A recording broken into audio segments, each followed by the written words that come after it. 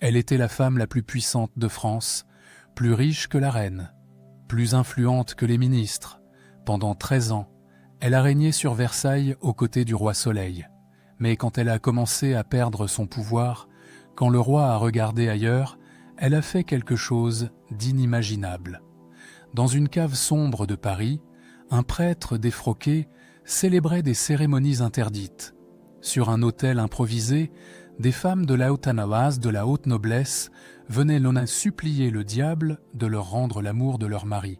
Et parmi elles, il y avait la favorite du roi, Madame de Montespan. Des témoins l'ont affirmé sous serment. Des archives l'ont confirmé. Et Louis XIV lui-même a tout fait pour que cette histoire disparaisse à jamais. Il a fait brûler les documents, emprisonner les témoins à vie, interdit à quiconque d'en parler. Mais certains secrets refusent de mourir. Et aujourd'hui, 4 siècles plus tard, la vérité peut enfin être racontée. Dites-moi en commentaire d'où vous regardez cette vidéo. Et abonnez-vous maintenant, parce que je vous révèle chaque semaine les vérités cachées de l'histoire de France que personne n'ose raconter. L'histoire commence. Versailles, février 1680. La nuit est tombée sur les jardins enneigés du château. Derrière les fenêtres illuminées de la galerie des glaces, le roi Soleil danse avec sa cour.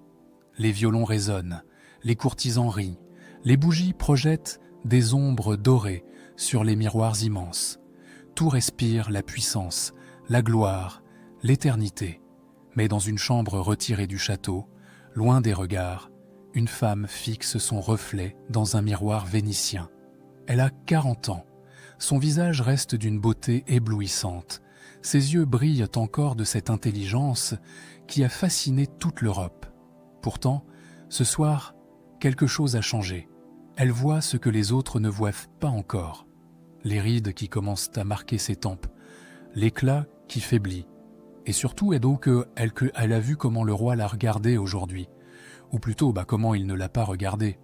Cette femme, c'est Françoise Athénaïs de Rochechouart, de Mortemart, marquise de Montespan. La favorite officielle de Louis XIV depuis 13 ans. La femme la plus puissante de France après le roi. Celle qui règne sur Versailles avec une autorité absolue, qui décide des carrières, qui fait et défait les réputations d'un seul mot. Elle est la mère de 7 enfants du roi, tous légitimés, intégrés à la famille royale. Elle possède des châteaux, des terres, une fortune colossale. Quand elle entre dans une pièce, tout le monde se tait. Quand elle parle, le roi lui-même l'écoute. Mais ce soir, dans cette chambre silencieuse, Athénaïs de Montespan a peur. Une peur viscérale qui lui serre la gorge, parce qu'elle sait ce que les autres découvriront bientôt. Une nouvelle favorite circule dans les salons. Madame de Maintenon, plus jeune, discrète, pieuse. Tout ce qu'elle-même n'est plus aux yeux d'un roi vieillissant qui commence à penser à son salut éternel.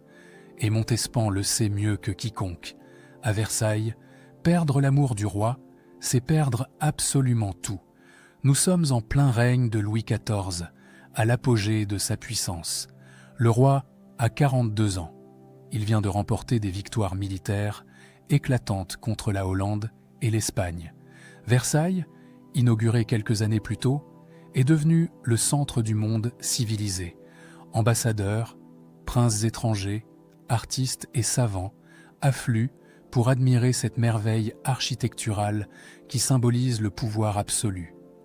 Mais derrière les dorures, les jardins parfaits et les fêtes fastueuses, Versailles cache un autre visage. C'est un monde d'intrigues mortelles, de jalousies féroces, de complots permanents. Un monde où une rumeur peut détruire une carrière, où une disgrâce signifie la ruine totale. Un monde où les courtisans sourient en public et conspirent en privé. Et c'est aussi un monde imprégné de superstition. Malgré le vernis de rationalité et de grandeur classique, malgré les philosophes et les scientifiques qui fréquentent la cour, la France du XVIIe siècle reste profondément marquée par des croyances ancestrales. On croit au sort, aux maléfices, aux filtres d'amour. On consulte des devins, des astrologues, des sorcières. même dans les salons les plus raffinés de Paris, même parmi les dames les plus cultivées de la cour. Car dans une société où tout dépend du hasard de la naissance, du caprice d'un prince, de l'amour d'un homme puissant, comment ne pas chercher à influencer le destin par tous les moyens possibles? Comment ne pas tenter de forcer la chance, de reconquérir un amour qui s'éteint, d'écarter une rivale trop dangereuse? Et c'est précisément en 1679 que tout bascule. Cette année-là, la police du lieutenant Gabriel Nicolas de la Reynie, chargé de la sécurité de Paris, découvre quelque chose d'extraordinaire. Un réseau d'empoisonneurs qui opère depuis des années dans la capitale. Des dizaines de personnes sont arrêtées. Des diseuses de bonne aventure, des apothicaires, des prêtres défroqués, des anciens alchimistes. Ce qui devait être une simple affaire criminelle se transforme rapidement en cauchemar politique, parce que les noms qui apparaissent dans les dépositions ne sont pas ceux de simples bourgeois ou de petites gens. Ce sont des noms de la haute noblesse, des duchesses, des comtesses, des dames de la cour, des femmes qui ont consulté ces empoisonneurs, qui ont acheté des poudres, commandé des sortilèges, participé à des cérémonies interdites.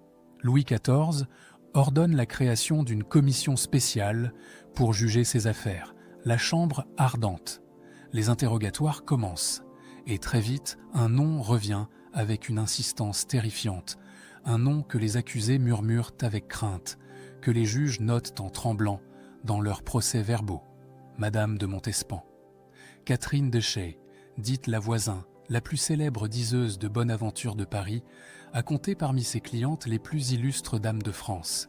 Et selon les témoignages de sa fille et de ses complices, Madame de Montespan l'aurait consultée à de nombreuses reprises. Elle aurait acheté des poudres d'amour pour les verser dans la nourriture du roi. Elle aurait commandé des sortilèges pour écarter ses rivales.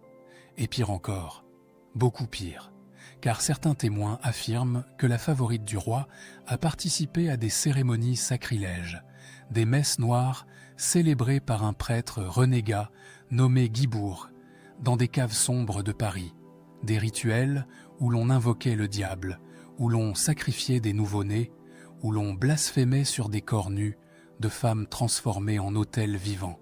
Des cérémonies où Athénaïs de Montespan elle-même se serait allongée nue sur une table, un crucifix posé sur son ventre, tandis qu'on égorgeait un enfant au-dessus d'un calice pour mêler son sang au vin consacré.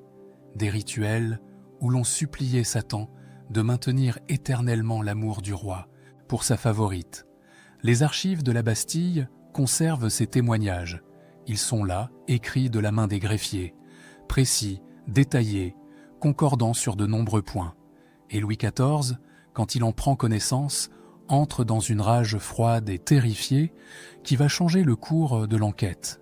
Parce que si ces accusations sont vraies, si la mère de ces enfants légitimés a vraiment participé à des sacrifices humains et à des pactes avec le diable, c'est toute la monarchie française qui s'effondre. Comment le roi très chrétien, lieutenant de Dieu sur terre, symbole de la puissance catholique en Europe, pourrait-il survivre à un tel scandale? Alors commence une course désespérée contre la vérité, une course où le roi va tout faire pour enterrer ses révélations, où des témoins vont disparaître, où des archives vont brûler, où le silence va s'imposer par la force et la terreur. Mais la question reste entière, celle qui va nous accompagner tout au long de cette histoire. Madame de Montespan a-t-elle vraiment participé à ces messes noires? A-t-elle vraiment invoqué le diable pour garder l'amour du roi?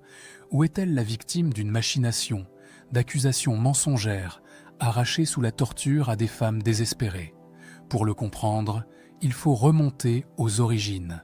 Il faut connaître qui était vraiment Athénaïs de Montespan. Il faut comprendre ce qui l'a conduite aux portes de cet enfer. Athénaïs de Rochechouart de Mortemart est née en 1640 dans l'un des châteaux les plus prestigieux de France. Sa famille fait partie de la plus haute noblesse du royaume. Les Mortemart sont fiers, cultivés, spirituels. On dit d'eux qu'ils possèdent l'esprit des Mortemart, cette vivacité de conversation, cette intelligence brillante qui les distingue dans tous les salons. Dès l'enfance, Athénaïs reçoit une éducation exceptionnelle. Elle apprend le latin, l'italien, l'espagnol.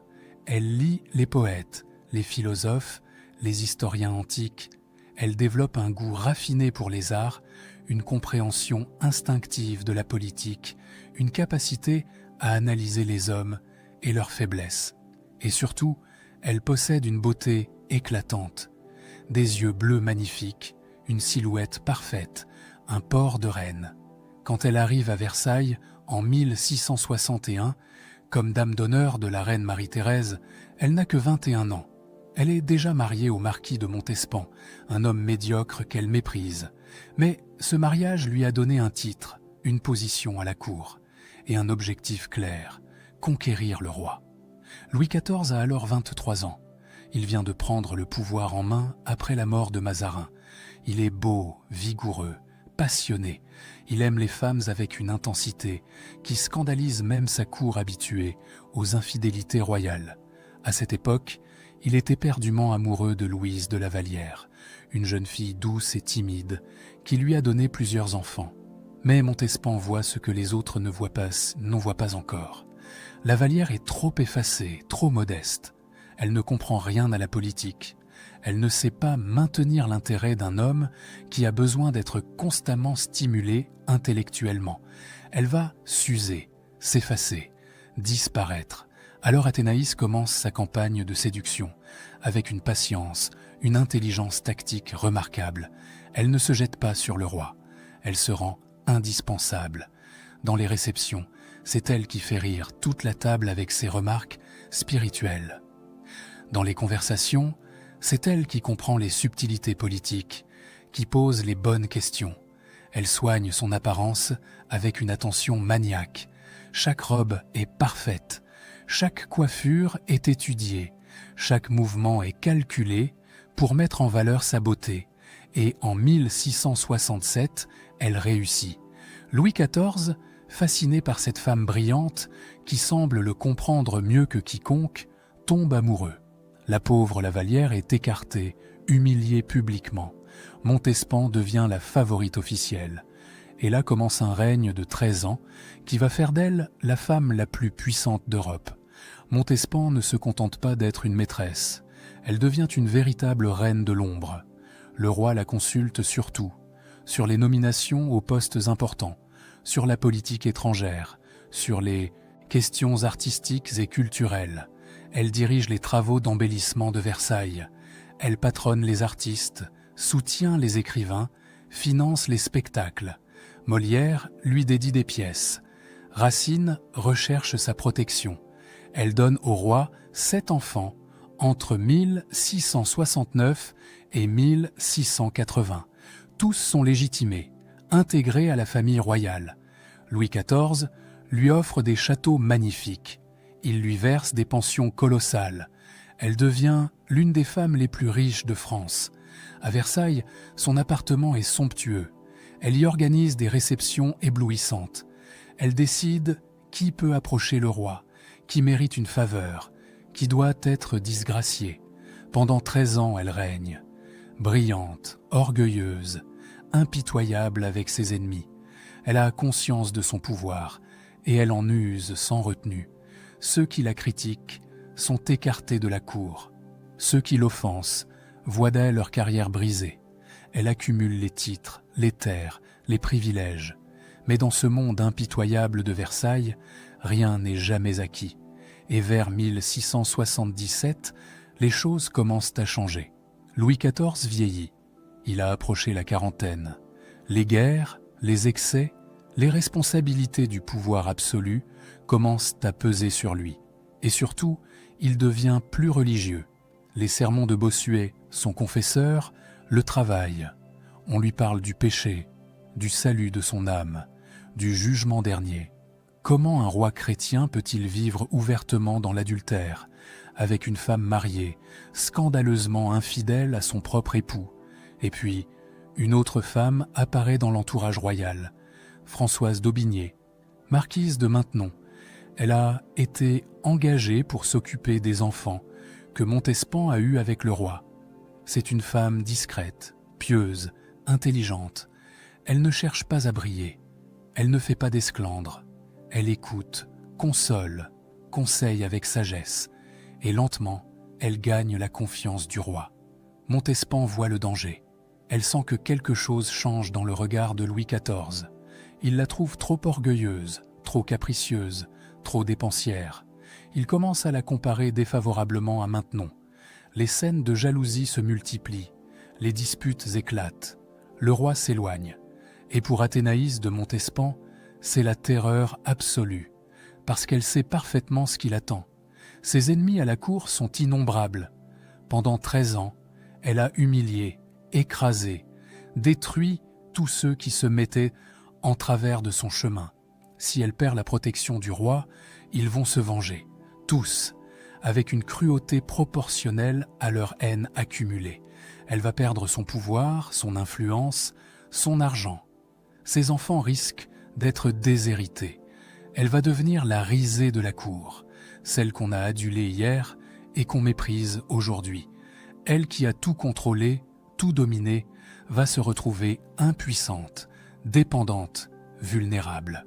Et c'est dans ce contexte de panique, de désespoir, de rage contre l'injustice du destin qu'elle va prendre des décisions terribles, des décisions qui vont la mener aux portes de l'enfer.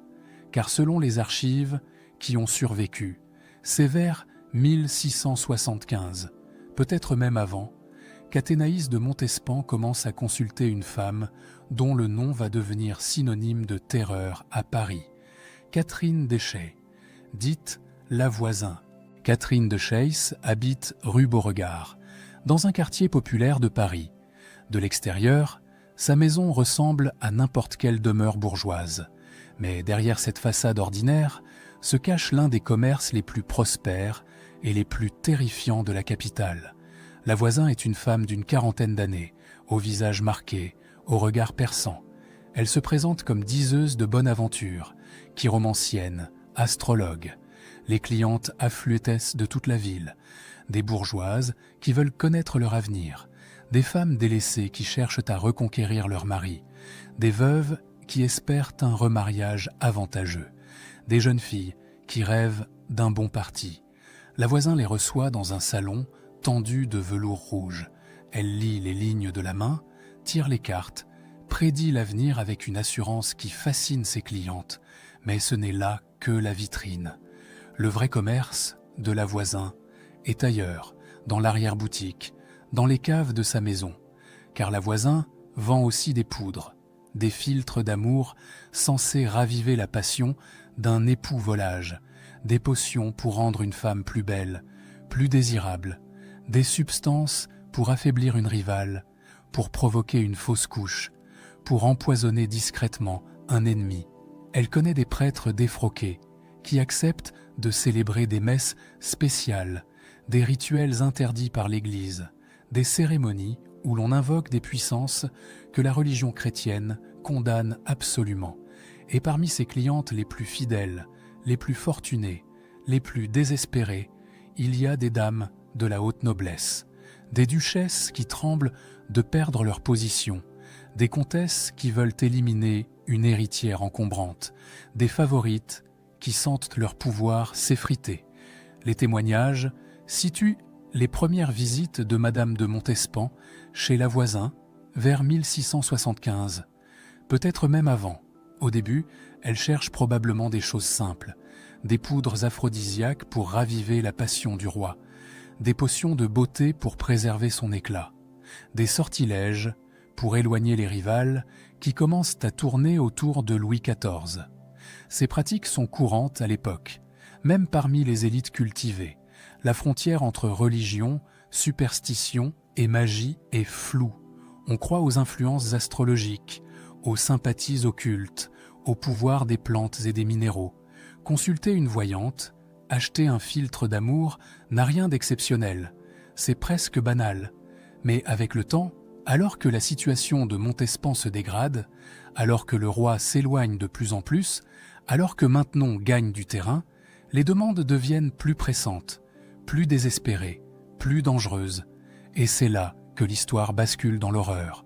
En mars 1679, la Voisin est arrêtée. Les charges contre elle sont accablantes. Fabrication de poison, complicité, d'empoisonnement, pratique de sorcellerie. Au début, elle nie tout lien avec la cour. Elle prétend ne servir que des clientes modestes. Mais sous l'interrogatoire, puis sous la torture, elle commence à lâcher des noms. Et sa fille, Marie-Marguerite Monvoisin, va se montrer encore plus bavarde. Ce que Marie-Marguerite révèle glace le sang des juges de la chambre ardente.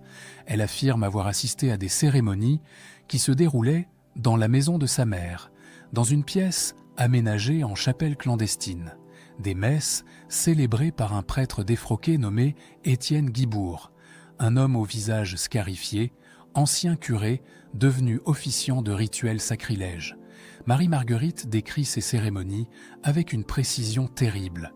Une cave éclairée par des chandelles noires, un autel improvisé recouvert d'un drap noir, et sur cet autel, une femme allongée nue, un crucifix posé sur son ventre.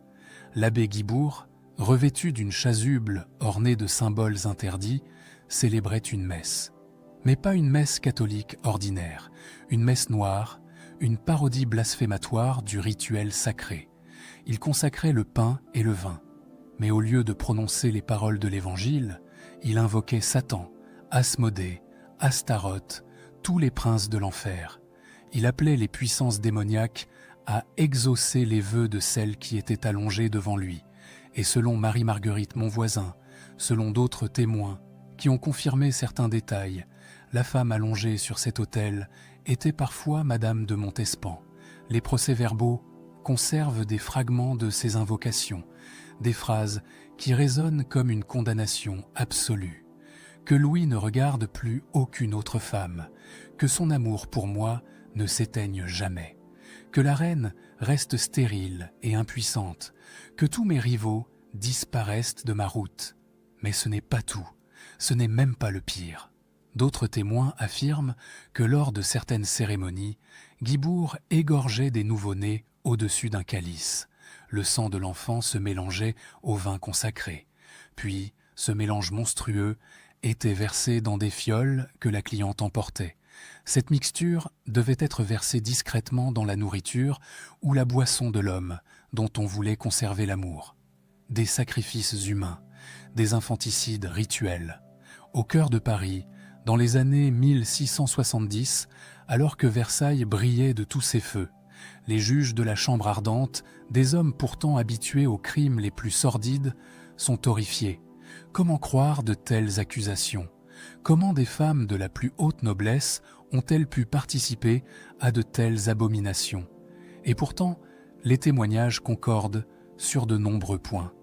Plusieurs personnes, interrogées séparément, décrivent les mêmes cérémonies, les mêmes lieux, les mêmes rituels. Les détails sont trop précis pour avoir été entièrement inventés.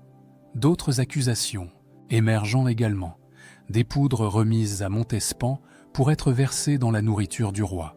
Certaines contenaient probablement des aphrodisiaques, des cantharides, des substances censées stimuler le désir. Mais d'autres, analysées par les chimistes royaux, contenaient des substances toxiques, de l'arsenic, de la belladone, du sublimé de mercure. Pourquoi des poisons? Peut-être pour éliminer des rivales, peut-être pour affaiblir des ennemis à la cour, peut-être pour rendre le roi malade, afin qu'il dépende davantage de Montespan pour ses soins. Les motivations restent obscures, mais les substances, elles, sont bien réelles. Alors, tout cela est-il vrai? Madame de Montespan a-t-elle vraiment participé à ces messes noires? A-t-elle vraiment commandé des sacrifices d'enfants? A-t-elle vraiment tenté d'empoisonner le roi ou ses rivales? La vérité est que nous ne le saurons jamais avec certitude absolue, parce que les témoignages ont été obtenus sous la torture, méthode judiciaire courante mais terriblement peu fiable, parce que certains accusés avaient non peut-être des raisons de mentir, de se venger de cette favorite orgueilleuse qui symbolisait un pouvoir inaccessible, parce que les juges eux-mêmes pouvaient suggérer certaines réponses, orienter les dépositions. Et pourtant, quelque chose s'est réellement passé.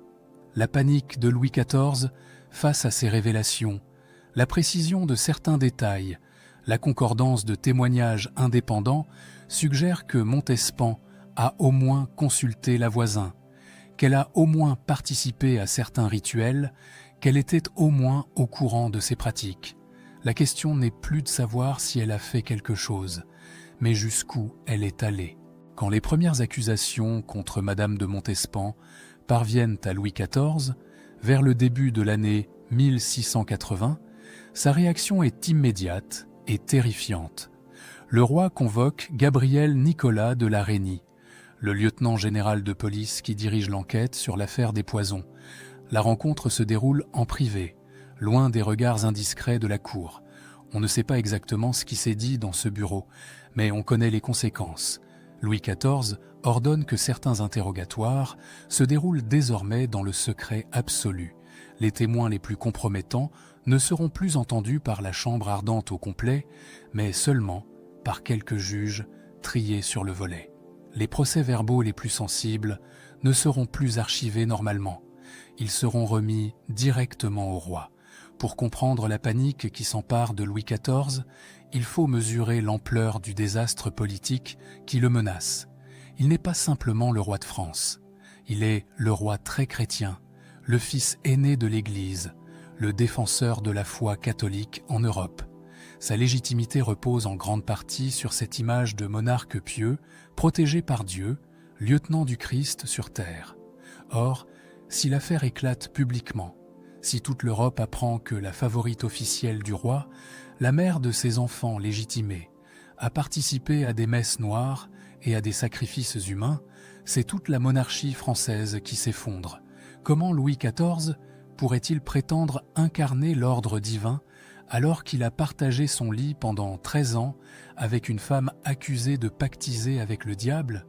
Les ennemis de la France, les puissances protestantes, les princes allemands, les Anglais, tous se délecteraient d'un tel scandale.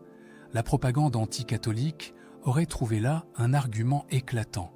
Le pape lui-même pourrait remettre en question son soutien à la couronne française. Alors Louis XIV fait un choix terrible, mais, de son point de vue, nécessaire. Il va enterrer la vérité. Coûte que coûte, les interrogatoires les plus compromettants sont suspendus. Les témoins qui en savent un trop sont transférés dans des forteresses isolées, loin de Paris, avec interdiction formelle de parler à quiconque. Certains sont enfermés dans des cachots où ils ne verront plus jamais la lumière du jour. D'autres meurent dans des circonstances mystérieuses. Des suicides, officiellement, des accidents, des maladies soudaines. La Voisin elle-même est exécutée en février 1680, brûlée vive en place de Grève devant une foule immense. Mais avant sa mort, on l'a empêchée de parler publiquement. Pas de confession publique, pas de révélation de dernière minute. On l'a bâillonnée, littéralement, pour qu'elle n'entraîne pas la monarchie dans sa chute. Sa fille, Marie-Marguerite Monvoisin, qui a livré les témoignages les plus accablants contre Montespan, est enfermée à perpétuité dans une forteresse. Elle y passera le reste de sa vie, interdite de contact avec le monde extérieur. Elle mourra des décennies plus tard, sans avoir jamais revu Paris. L'abbé Guibourg, le prêtre défroqué accusé d'avoir célébré les messes noires, disparaît également dans les oubliettes d'une prison royale. Certains documents suggèrent qu'il est mort en captivité. D'autres laissent entendre qu'il a été exécuté en secret. Et les archives, les précieux procès-verbaux qui contiennent tous les témoignages, toutes les accusations, toutes les preuves. En juillet 1682, Louis XIV ordonne la dissolution de la Chambre ardente. L'enquête sur l'affaire des poisons s'arrête brutalement, officiellement, parce que les principaux coupables ont été punis. En réalité, parce que continuer aurait mené à des révélations insoutenables. Le roi fait rassembler une partie des archives les plus compromettantes et il les fait brûler. Dans les cheminées de Versailles, des centaines de pages partent en fumée. Des témoignages, des dépositions, des lettres, des preuves matérielles. tout ce qui pourrait compromettre définitivement Madame de Montespan et, par extension, la monarchie elle-même. Mais tous les documents n'ont pas été détruits. Certains procès-verbaux ont été cachés, dissimulés dans les archives de la Bastille. D'autres copies ont circulé clandestinement. Et c'est grâce à ces fragments qui ont échappé à la destruction que nous connaissons aujourd'hui l'histoire des messes noires de Montespan et Athénaïse de Montespan elle-même. Quel est son sort? Elle n'est jamais arrêtée, elle n'est jamais jugée. Officiellement, elle reste intouchable. Mais sa disgrâce est totale et définitive. À partir de 1680, Louis XIV ne la regarde plus. Il ne lui parle plus. Elle reste à la cour encore quelques années. Présence pathétique et humiliée, ombre de la femme brillante qui régnait sur Versailles. Elle assiste aux fêtes où Madame de Maintenon, désormais favorite officielle, reçoit les hommages qu'elle recevait autrefois. En 1683, Louis XIV épouse secrètement Madame de Maintenon.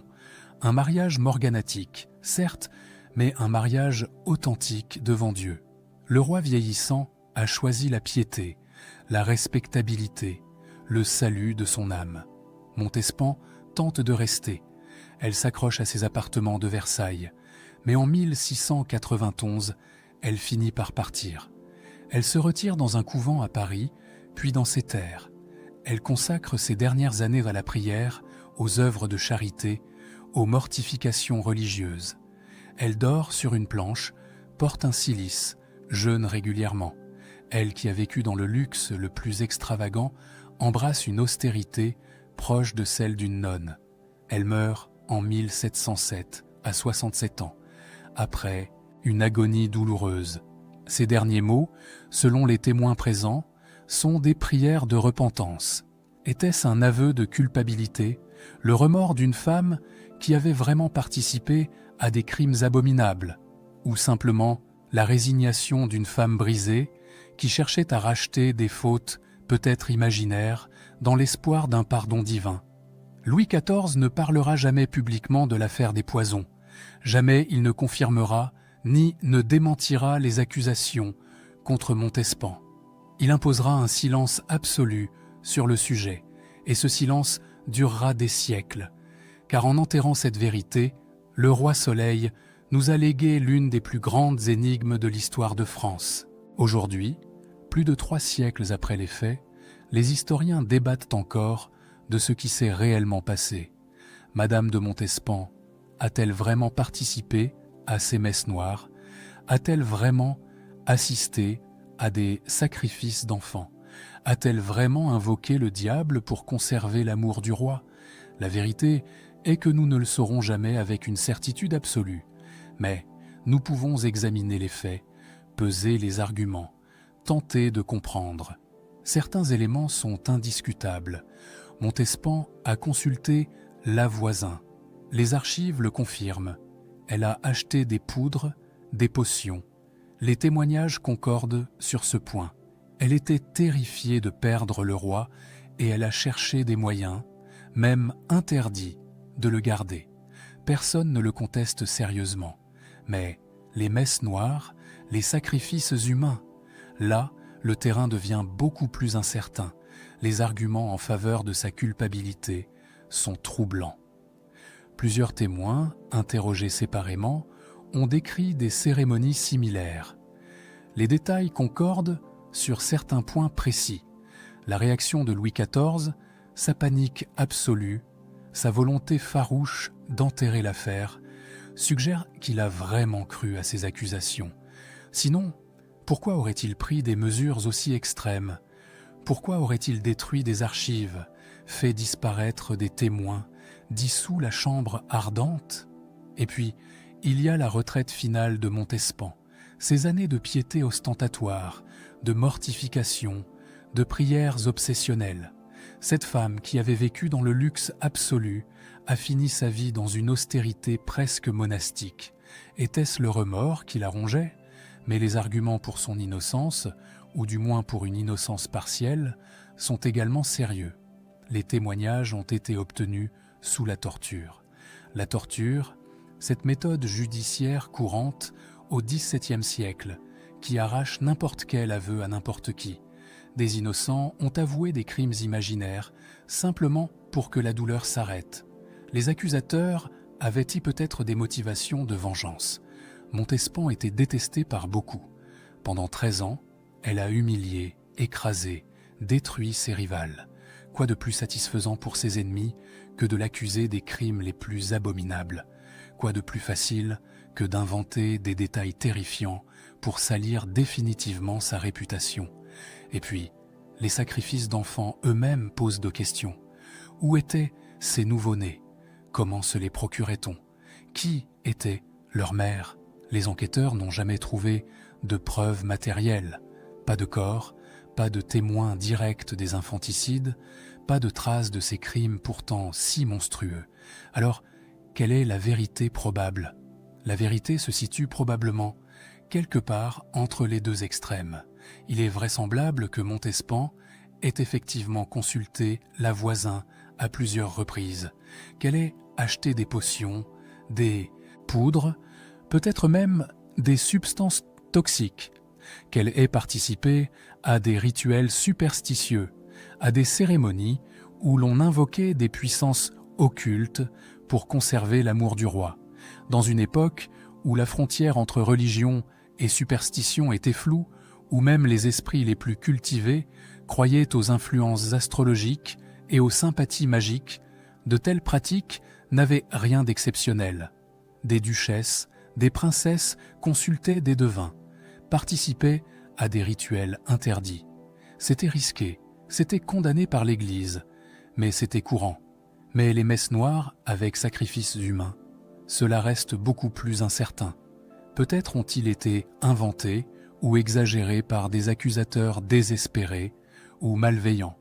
Peut-être étaient-ils des rituels symboliques, sans véritables infanticides. Nous ne le saurons jamais. Ce que cette histoire révèle, au-delà du scandale et du mystère, c'est quelque chose de profondément humain. D'abord, la fragilité absolue du pouvoir. Montespan avait tout. Beauté, intelligence, richesse, enfants royaux, influence politique. Et pourtant, tout reposait sur un fil, le désir d'un seul homme. Cette précarité explique peut-être sa descente vers des pratiques de plus en plus désespérées.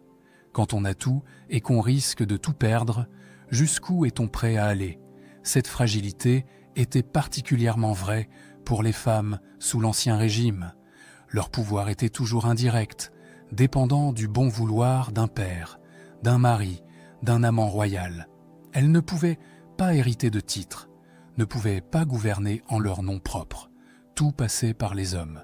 Et quand l'homme dont elles dépendaient se détournait, elles perdaient absolument tout. Ensuite, cette histoire révèle la dualité profonde de Versailles. Sous les dorures, les jardins parfaits, les fêtes splendides, se cachait un monde de peur primitive, de superstitions ancestrales, de violences sourdes. Le roi Soleil lui-même, incarnation de la rationalité et du pouvoir absolu, tolérait ces pratiques tant qu'elles restaient cachées. Versailles était un théâtre magnifique où l'on jouait la comédie de la grandeur, mais derrière le rideau, l'humanité restait avec ses faiblesses, ses terreurs, ses zones d'ombre. L'affaire nous rappelle également comment l'histoire est toujours une construction. Louis XIV a fait brûler les archives compromettantes, il a emprisonné les témoins, il a imposé le silence par la force. Ce faisant, il a créé un mystère qui fascine encore aujourd'hui. Cette censure nous montre que l'histoire officielle, celle qu'on enseigne dans les livres, est toujours une version autorisée, contrôlée. Derrière les récits glorieux se cachent des zones d'ombre, des vérités interdites, des secrets enfouis. Et enfin, cette histoire nous parle d'humanité. Montespan n'était ni un monstre ni une sainte. C'était une femme brillante, ambitieuse, passionnée, confrontée à la terreur de perdre tout ce qu'elle avait construit. Ses choix, quels qu'ils aient été, reflètent une complexité humaine faite de grandeur et de faiblesse, de courage et de désespoir. Aujourd'hui, quand nous visitons Versailles, nous admirons la galerie des glaces, où les miroirs reflètent encore la lumière, comme il y a 3 siècles. Nous marchons dans les jardins dessinés par le nôtre. Nous contemplons les appartements royaux, avec leurs plafonds peints, leurs meubles précieux, leurs tapisseries magnifiques. Mais combien pensent aux drames qui se jouaient dans l'ombre, aux femmes qui tremblaient de perdre tout, aux secrets enfouis sous les parquets cirés, aux archives brûlées pour protéger la gloire du roi. L'affaire des poisons et le rôle énigmatique de Madame de Montespan nous rappellent que l'histoire n'est jamais seulement faite de batailles et de traités. Elle est faite de passions humaines, de peurs archaïques, de choix impossibles. Elle est faite de ce qui se passe quand le pouvoir, l'amour et la terreur se rencontrent. Athénaïs de Montespan est morte en 1707, oubliée de presque tous, après des années de prière et de pénitence. Était-ce le remords d'une coupable ou la résignation d'une innocente sacrifiée pour sauver la monarchie? Nous ne le saurons probablement jamais avec certitude. Mais ce que nous savons, c'est que derrière chaque grande figure de l'histoire se cache une personne réelle, avec ses failles, ses terreurs, ses contradictions, et que la vérité historique est toujours plus complexe, plus troublante et plus humaine que ce que les livres d'école nous ont enseigné. C'était la vérité interdite sur la participation de Montespan aux messes noires. Une histoire de pouvoir et de désespoir, de gloire et de chute, qui continue de nous interroger sur ce que nous serions prêts à faire, nous aussi, pour ne pas perdre tout ce que nous aimons.